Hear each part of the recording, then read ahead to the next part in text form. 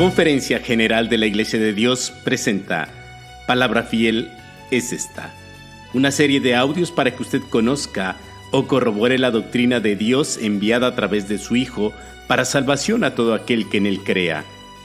Así será mi palabra que sale de mi boca. No volverá a mí vacía, antes hará lo que yo quiero y será prosperada en aquello para que la envíe. Sea usted bienvenido.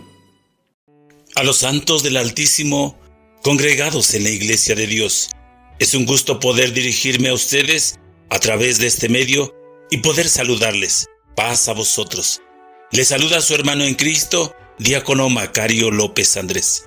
En esta ocasión, para compartirles un tema doctrinal titulado La armadura de Dios, escrito por nuestro hermano ministro Francisco Juárez Pérez, en el Heraldo de la Biblia, periodo octubre-diciembre del 2008. La armadura de Dios. Un instinto natural del hombre. Un instinto natural del hombre es el de conservación.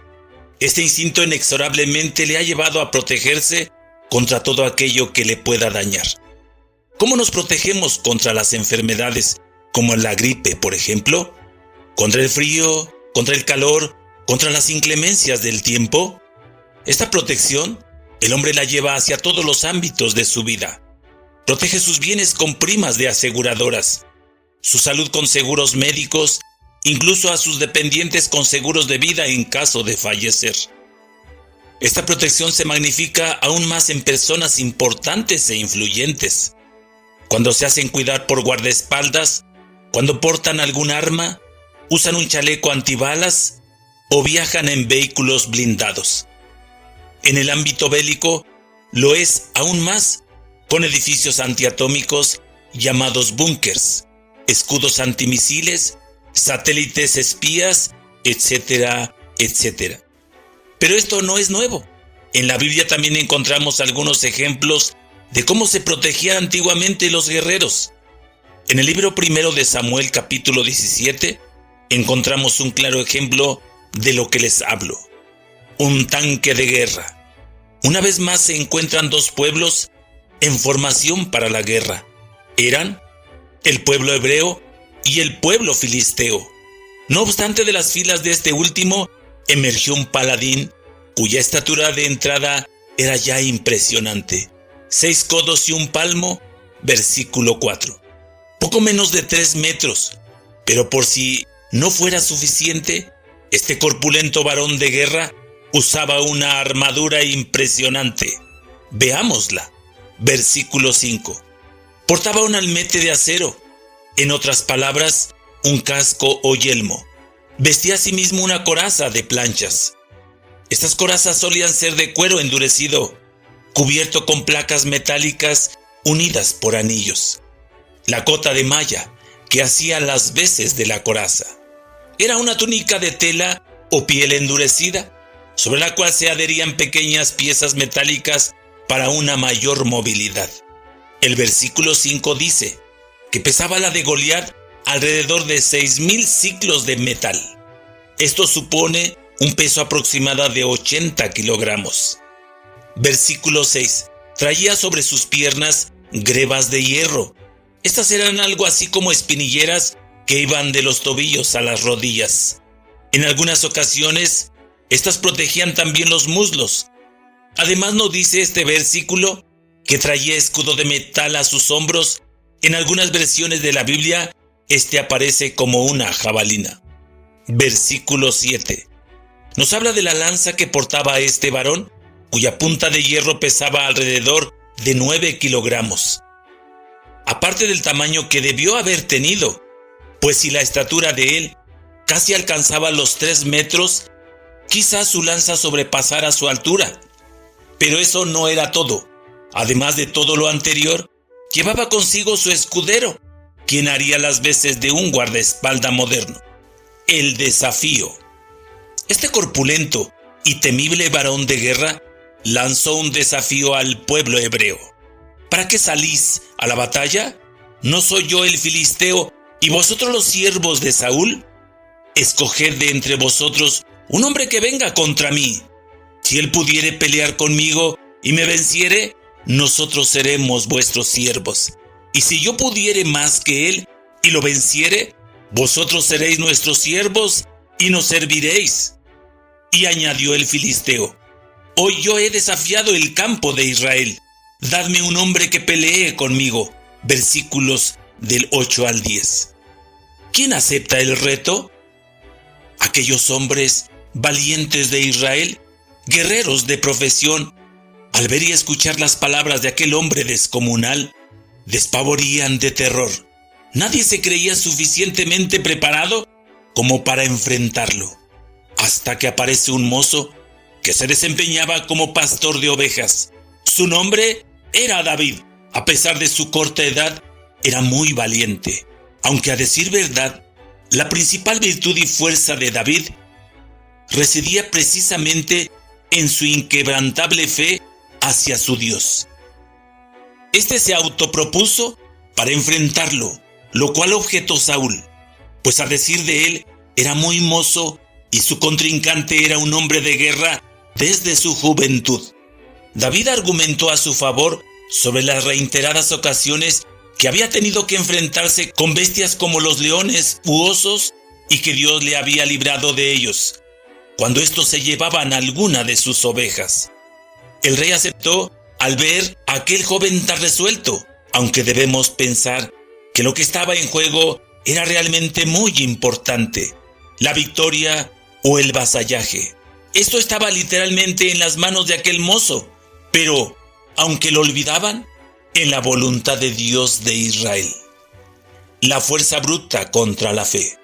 Cuando le colocan a David la armadura que correspondía a un guerrero, sucedió que más que ayuda le resultaba contraproducente, porque no podía ni caminar, así que la echó de sí. No obstante, si se puede decir, se armó de su cayado, 5 piedras lisas del arroyo y su honda.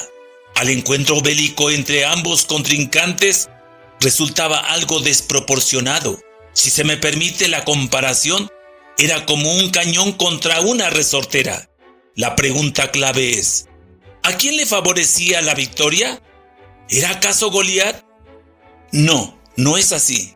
Las de ganar las llevaba aquel que se confiaba no en el armamento que portaba, ni en la indumentaria que usaba, ni siquiera en la fuerza bruta, ni en la estatura, sino en el Dios omnipotente, en el cual ciertamente confiaba David. La danza guerrera dio inicio.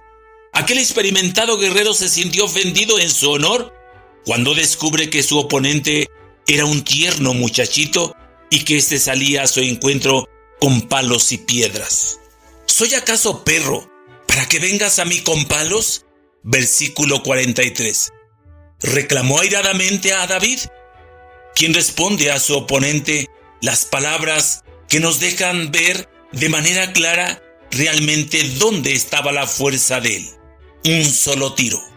Después de este corto diálogo, David se apresuró a colocar una piedra en su honda y la echó a girar velozmente sobre su cabeza, zumbando una y otra vez, esperando el momento justo y buscando algún sitio desprotegido de su armadura que le permitiera causar un daño verdadero a su oponente. Lo encontró en la frente, pero debía ser preciso. Hacia ese sitio lanzó ese solitario disparo. Él sabía que ya no habría tiempo, ni oportunidad para un segundo. El tino fue certero, preciso. La piedra se hincó en la frente del gigante, rompiéndole el cráneo, cayendo de bruces cuán largo y pesado era.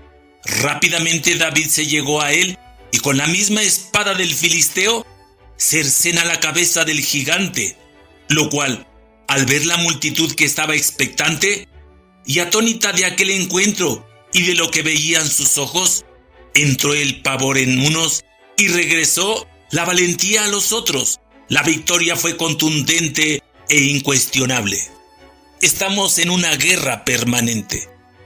La Biblia nos señala que también nosotros como cristianos tenemos una lucha, pero esa lucha ni siquiera es contra un gigante de carne y hueso de las proporciones de Goliat. En realidad, lo excede por mucho. ¿Contra quién es entonces? Pablo nos da la respuesta. porque no tenemos lucha contra sangre y carne, sino contra principados, contra potestades, contra señores del mundo, gobernadores de estas tinieblas, contra malicias espirituales en los aires. Efesios capítulo 6, versículo 12. La lucha del siervo de Dios es de esta amplitud. No es contra sangre ni contra carne, y si consideramos que nosotros estamos formados precisamente de eso, es decir, carne y sangre, parecería que estamos fatalmente condenados al fracaso. ¿Cómo vencer en una justa cuando las condiciones en apariencia son tan injustas? Pero no es así. ¿Qué hacer entonces? Pablo nos los dice en el libro a los Romanos, capítulo 13, versículo 12. La noche ha pasado y ha llegado el día. Echemos pues las obras de las tinieblas y vistámonos las armas de luz. Según Pablo es vestirse de las armas de luz. Es importante aclarar que ya que nuestra lucha no es contra sangre y carne, esas armas no pueden ser materiales o carnales. Veamos otra aportación importante, la cual nos da segunda carta a los Corintios, capítulo 10, versículos del 3 al 5.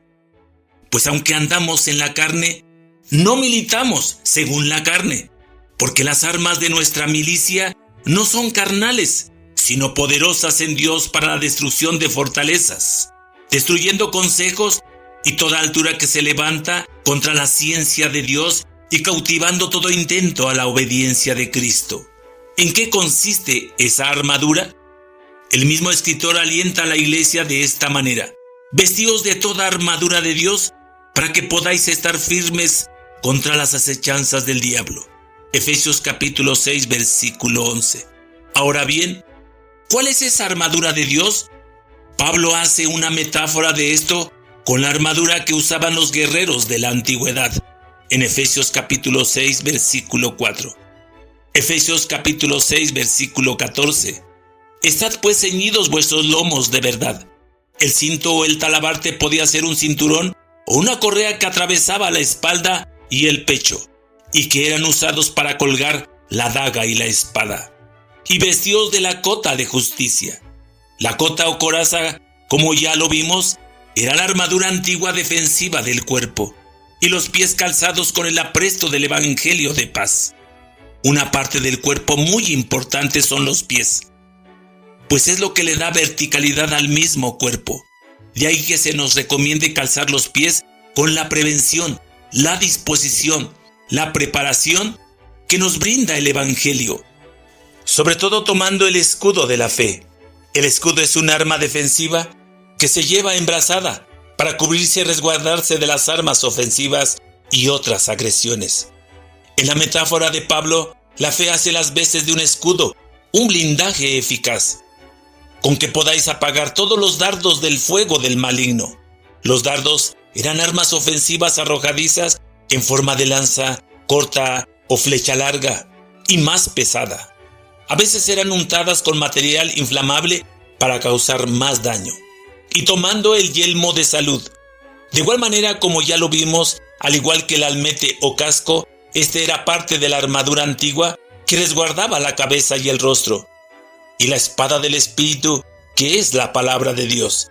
La espada es un arma blanca ofensiva, larga, recta, aguda y cortante, con guarnición y empuñadura. Es la única arma ofensiva que debe portar el Hijo de Dios. A esta se alude en Hebreos capítulo 4, versículo 12, donde se habla de que la palabra de Dios es viva y eficaz, y más penetrante que toda espada de dos filos, y que alcanza hasta partir el alma y aún el espíritu y las coyunturas y tuétanos, y discierne los pensamientos y las intenciones del corazón. Y concluye Pablo su metáfora sobre la armadura que debe usar el cristiano, agregando un elemento importantísimo, del cual ciertamente ya se había ocupado el Señor Jesús de prescribir para sus seguidores: la oración, orando en todo tiempo con toda deprecación y súplica el Espíritu, y velando en ello con toda instancia y duplicación por todos los santos. Efesios capítulo 6, versículo 18.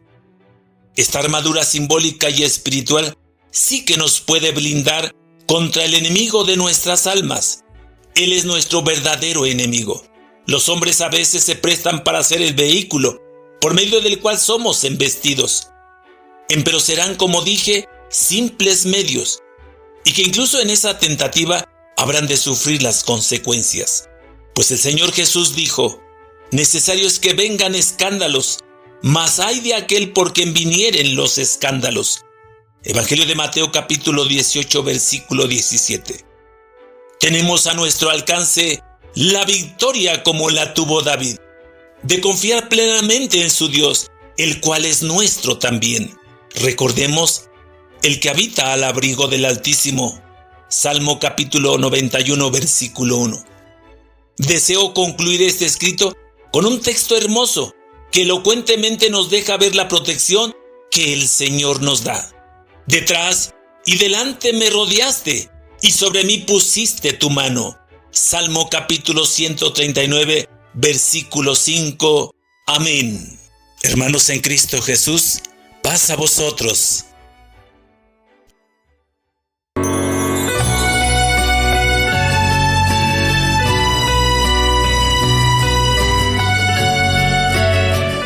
La Conferencia General de la Iglesia de Dios presentó Palabra Fiel es esta, una serie de audios para que usted conozca o corrobore la doctrina de Dios enviada a través de su Hijo para salvación a todo aquel que en Él crea. Así será mi palabra que sale de mi boca. No volverá a mí vacía, antes hará lo que yo quiero y será prosperada en aquello para que la envíe.